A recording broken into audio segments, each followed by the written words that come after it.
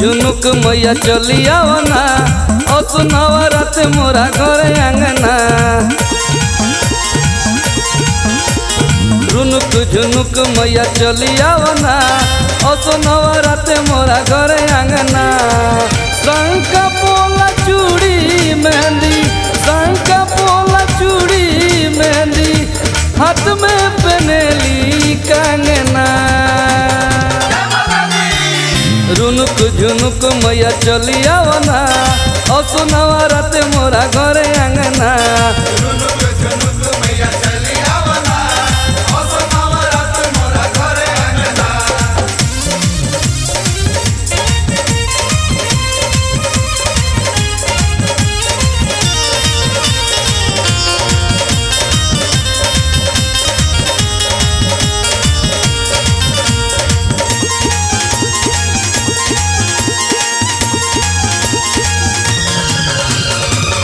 गैया के गोबरा से अंगना लिपवनी, रुइया के बाती से दिया ना जरवनी।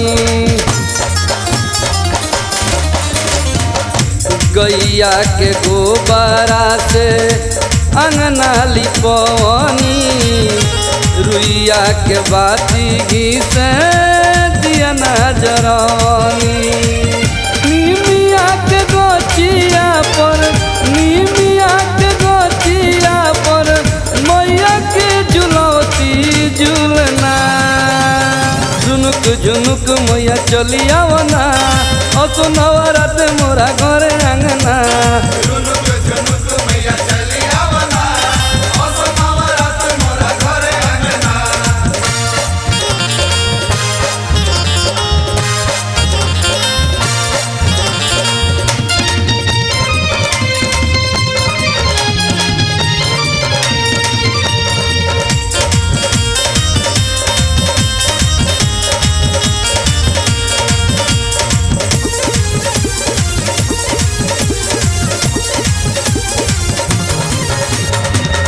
दुर्गा कहे केहू काली, कहे शेरवाली, माइयो के माई हो हे मेहरवाली।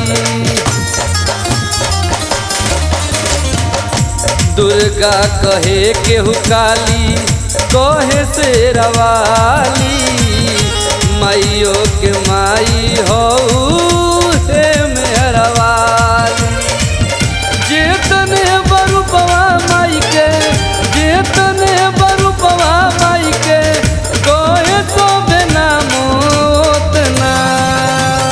रुनुक झुनुक मैया चलियावना असुनवा रात मोरा घर आंगना।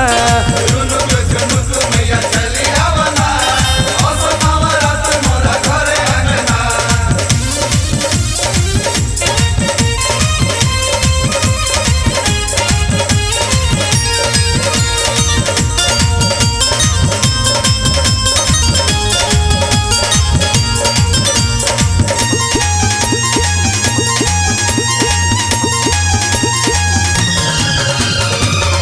वेद पुराण सगरे तोहरे बखान बा, लिखे धर्मेंद्र पप्पू बालक नादान बा। वेद पुराण सगरे तोहरे बखान बा, लिखे धर्मेंद्र पप्पू बालक नादान बा। गाँव पिंटू बारो, गाँव पिंटू बारो बज वैती बाजना। रुनुक झुनुक मैया चलियावना असुनवा रात मोरा घर आंगना।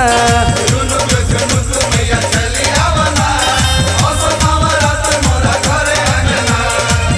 शंका पोला चूड़ी मेहंदी, शंका पोला चूड़ी मेहंदी, हाथ में पहनेली कंगना।